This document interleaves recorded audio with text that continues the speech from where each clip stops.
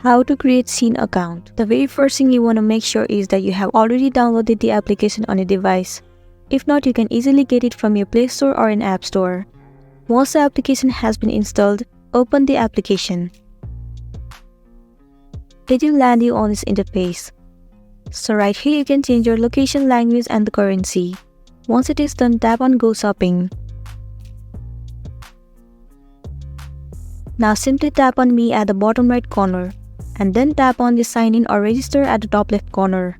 It will land you on this page where you will be able to create your Shein account. You will find two options right here, Continue with Google and Continue with Facebook. Select whichever account that will be suitable for you. Let me tap on Continue with Facebook. It will automatically log into your Facebook account. Just tap on Continue.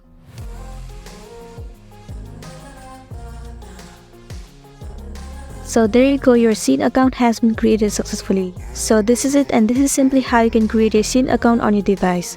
I really hope this video is gonna be helpful for you. Thank you for watching it till the end.